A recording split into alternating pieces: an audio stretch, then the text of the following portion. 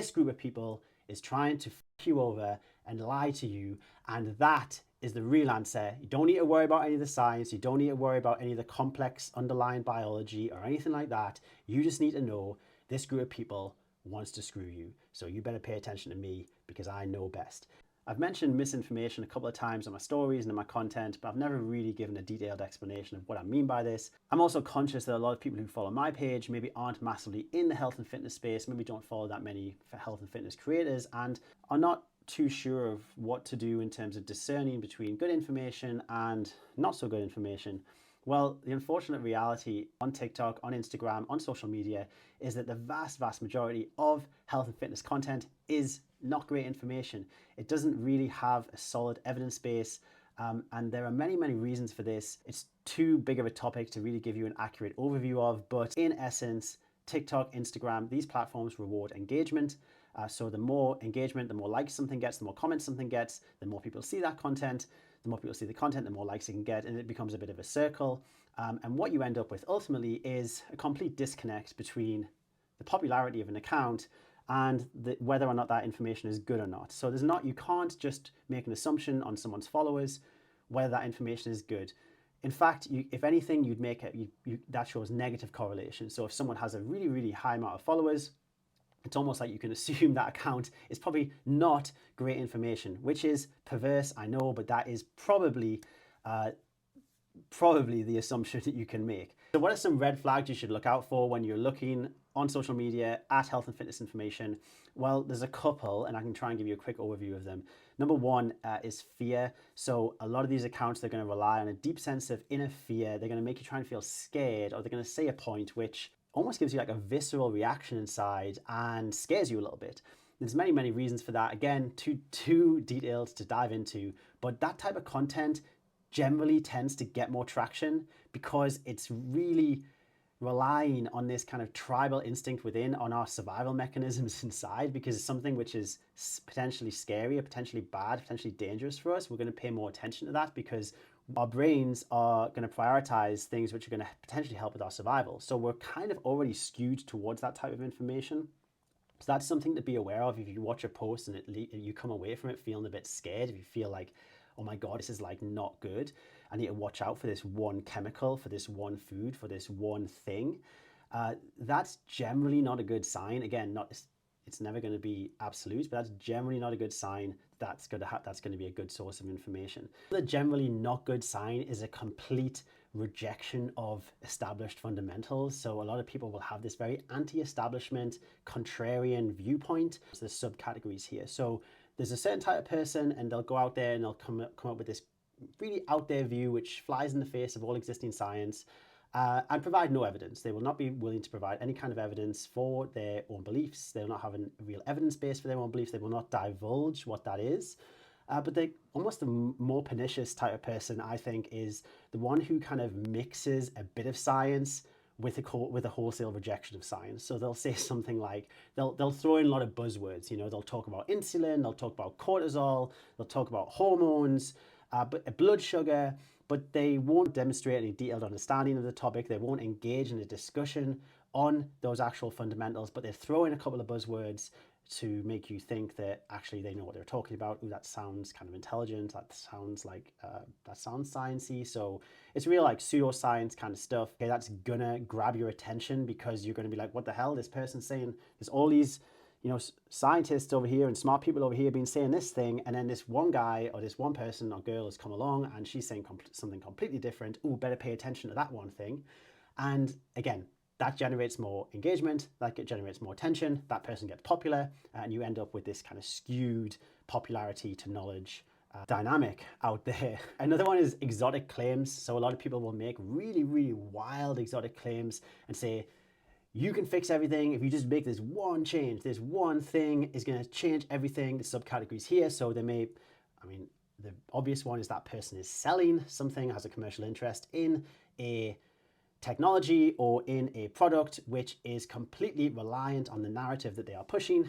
Blood sugar is a big one here. Someone who sells continuous glucose monitors is obviously going to be incentivized to stress that has some relevance in the world, and that is indeed relevant, and that is something which you should spend your money on and should pay attention to. So they're not going to be completely objective vis-a-vis their commercial interests in something. Another category is a type of person who just doesn't really have the critical thinking skills to understand the difference between anecdotal evidence and wider, kind of more complex whole population outcomes.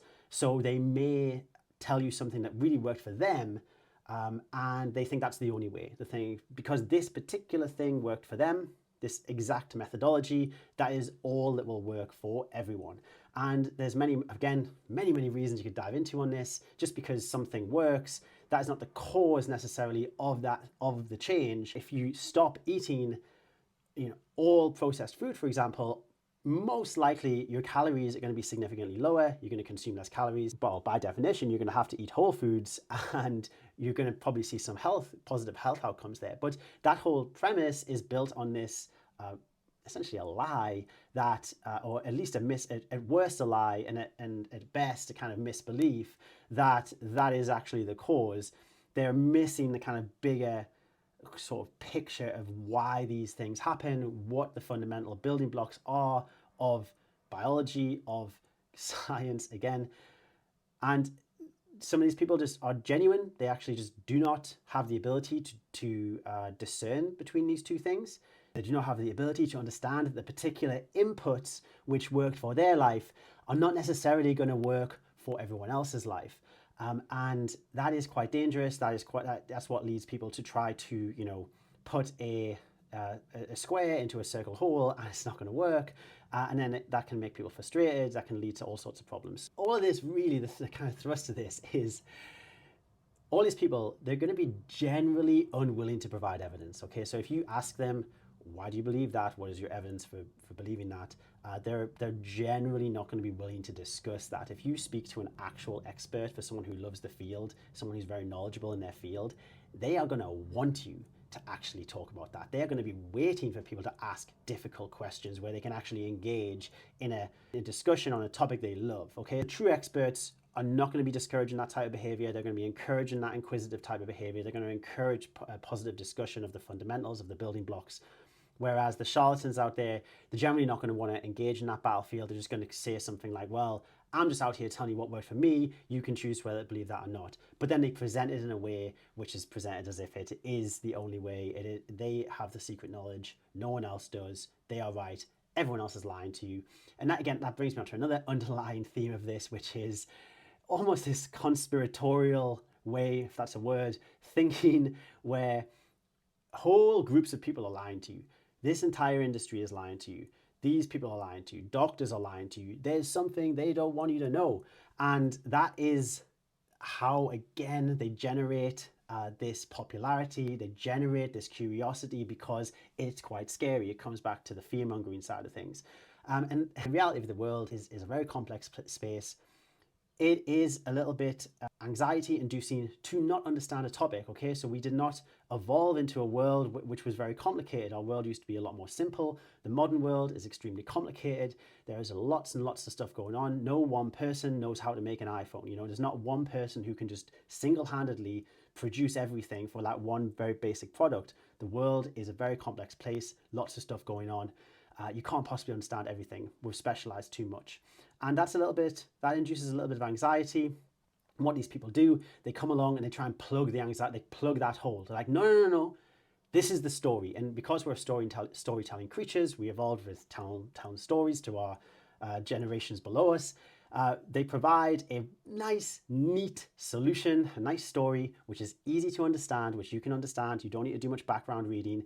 This group of people is trying to fuck you over and lie to you, and that is the real answer. You don't need to worry about any of the science. You don't need to worry about any of the complex underlying biology or anything like that. You just need to know this group of people wants to screw you. So you better pay attention to me because I know best. And that is generally the theme that these people will give you.